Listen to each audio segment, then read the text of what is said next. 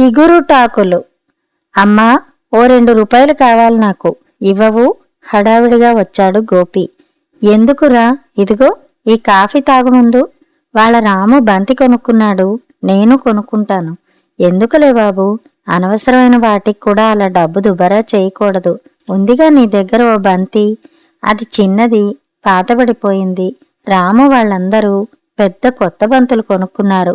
2 రూపాయలే కదమ్మా, ఇవ్వకపోతే నేను ఈ కాఫీ తాగనే తాగను. మా తండ్రివి కదూ, అలా కోపగించుకోకూడదు. తాగేసి ఇప్పుడు నా దగ్గర డబ్బులు లేవు గాని రేపు మీ నాన్నగారిని అడుగుదుగానిలే. మరైతే మళ్ళీ రేపు కాదనకూడదే. అననుగా నేనే చెప్పి ఇప్పిస్తాను మీ నాన్నగారితో. పోయి ఆడుకో మరి. పరిగెత్తిపోతున్న గోపీనే చూస్తున్న జానకి పక్కింటి సుబ్బమ్మ పలకరించగా ఇటు చూసింది. ఏమిటి జానకి, పిల్లాడు ఎందుకో మారం చేస్తున్నట్టుంది.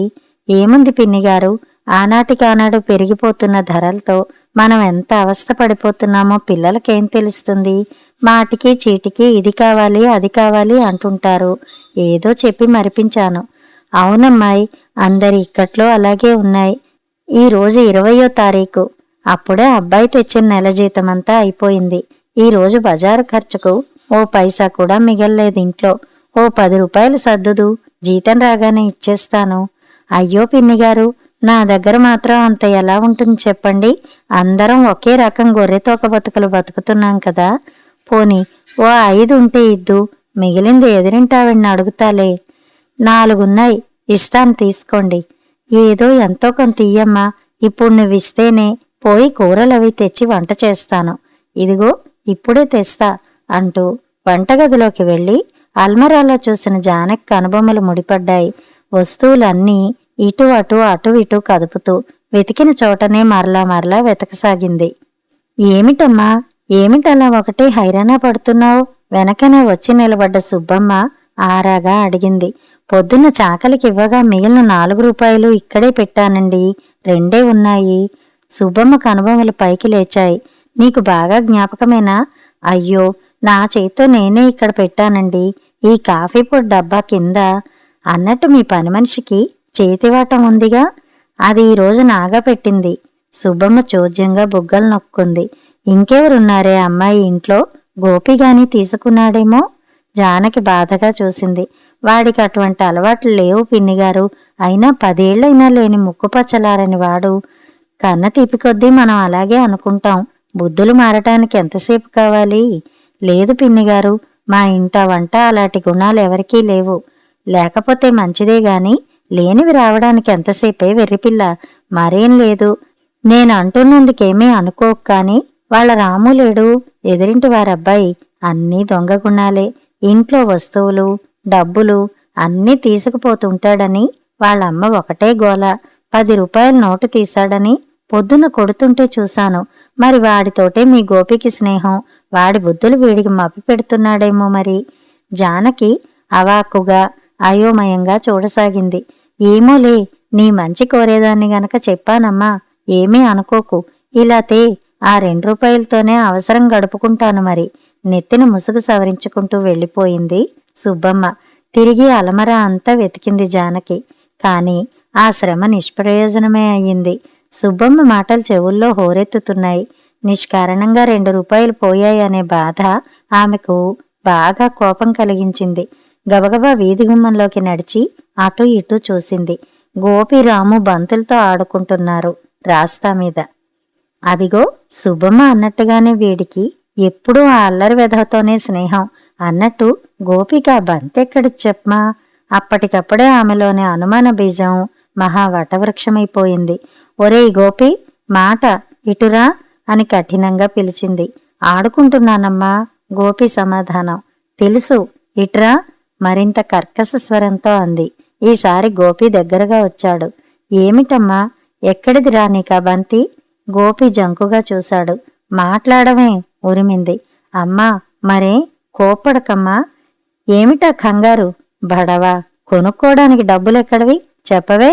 మరి ఇందాక అలా నడుస్తుంటే రోడ్డు మీద 2 రూపాయల నోటు దొరికింది, దానితో కొనుక్కున్నాను. వెధవా, ఎక్కడ నేర్చావురా ఈ అబద్ధాలన్నీ? అలమార్లో డబ్బు తీసావు కదూ, నిజం చెప్పు. గోపి బెదిరిపోతూ ఏడుపు స్వరంతో అన్నాడు. లేదమ్మా, నువ్వెక్కడ పెట్టావో చూడు, లేకపోతే అడుగు.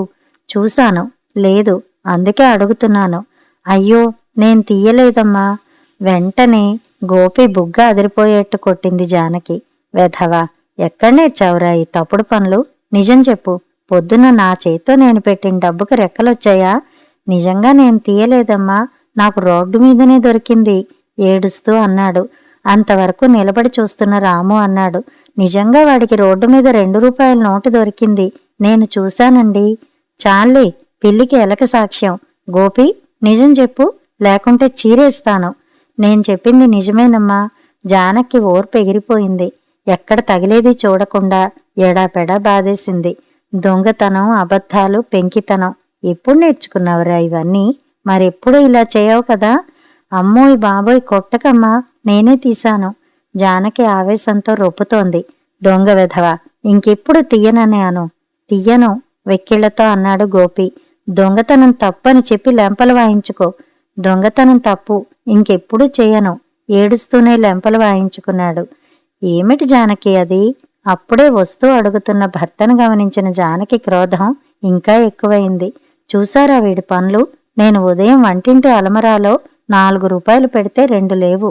తీసుకుపోయి అవి ఇవి కొని తగలేశాడు. పైగా తీయలేదు, రోడ్డు మీద దొరికిందని అబద్ధాలు. మరో దెబ్బ వేసింది. గోపి నిస్సహాయంగా ఏడవసాగాడు. ఉండు జానకి, కొట్టకు, అదిలింపుగా అన్నాడు. ఏరా గోపి, నిజంగా తీసావా? భయంగా జాలిగా చూశాడు గోపి. ఇంకెప్పుడు తీయన్నాన్నా, నువ్వు కూడా కొట్టకు. తీసావా లేదా అని అడుగుతున్నాను. నిజంగా నువ్వు తీసావా? ఎప్పుడు తీసావు? గంభీరంగా అడిగిన ఆ తీరు గోపి భయాన్ని అధికం చేసింది. నిజంగా నేను తీయలేదు నాన్న. నేను అలాంటి తప్పు పనులు ఎప్పుడూ చెయ్యన్నాన్నా. అమ్మ 2 రూపాయలు ఇస్తే నాకు దొరికిన డబ్బు కలిపి మంచి బంతి కొనుక్కుందామనుకున్నాను. అమ్మ లేదంటే చిన్న బంతి కొని తెచ్చుకున్నాను. వెధవా, మళ్ళీ అబద్ధం. ఇప్పుడేగా తీశానని ఒప్పుకున్నావు. జానకి అరిచింది. ఆగు జానకి, నువ్వు. గోపి, నువ్వు భయపడకుండా నిజం చెప్పు. నిజంగా నేను తీయలేదు నాన్న. అమ్మ కొట్టటం మానేస్తుంది కదా అని ఒప్పుకున్నాను తీశానని.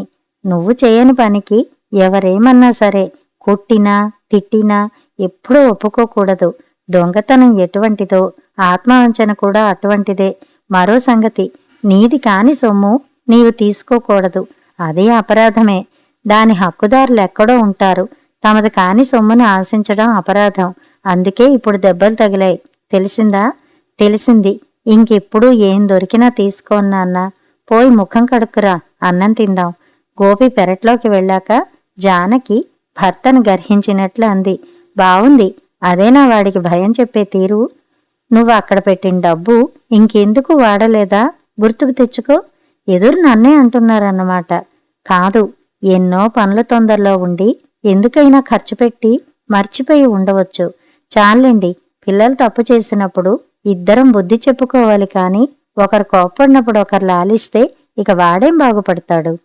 నన్ను తర్వాత కోప్పడదు గాని కాని పొద్దున నేను ఆఫీస్కి వెళుతూ నీ దగ్గర 2 రూపాయలు తీసుకున్నాను, గుర్తుందా? వింటూనే జానకి వెర్రిమొహం వేసింది. అయ్యయ్యయ్యయ్యో, పిల్లాడిని అనవసరంగా కొట్టేశానే, నా చేతులు పడిపోను. గోపి, ఇలా రానా ఆయన? చాలు కాని ఆగు.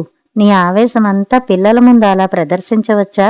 ఆగ్రహం వచ్చినా పట్టలేవు, అనుగ్రహం వచ్చినా పట్టలేవు. మీరుండండి. పసివెధం నిష్కారణంగా బాధేశానే, కాస్త జ్ఞాపకం వచ్చి చచ్చింది కాదు. ఇప్పటికే నువ్వు చేసింది చాలా తప్పు. నువ్వు పెట్టిన చోట డబ్బు లేదని తొందరపడ్డావే కాని వాడెప్పుడైనా ఇటువంటి పనులు చేశాడా అని ఆలోచించావా? నీ ఆవేశమంతా ప్రదర్శించి వాడి ఎదుట అసహ్యకరంగా ప్రవర్తించావు. చెయ్యని నేరాన్ని వాడి చేత బలవంతంగా ఒప్పించావు. ఇప్పుడు నీ తప్పును అంగీకరించి వాడి మీద ప్రేమ వర్షించావంటే వాడి దగ్గర లోకు కాదు.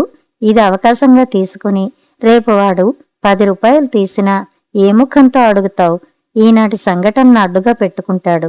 పెద్దవాళ్ళం కదా అని ఇష్టం వచ్చినట్టు ప్రవర్తించకూడదు. అధికారం చిగురుటాకు వంటిది. ఎండ తగిలి వాడిపోకుండా కాపాడుకోవాలి. నిజమే. అంచేత జరిగిందేదో జరిగిపోయింది, మరిచిపో. ఈ విషయం వాడికి తెలియనీకు. మరెప్పుడు ఇలా జరగకుండా కాస్త నిదానంగా ప్రవర్తించు. పసిమనసు కూడా చిగురుటాకు వంటిది. మోటుతనం చేస్తే చిరిగిపోతుంది. చిగురుగా ఉన్నప్పుడు చిన్న ముళ్ళు గుచ్చుకున్న ఆ గుర్తు ప్రభావం ఆకు ముదిరి పండి రాలిపోయే వరకు శాశ్వతంగా ఉంటుంది. కథ సమాప్తం.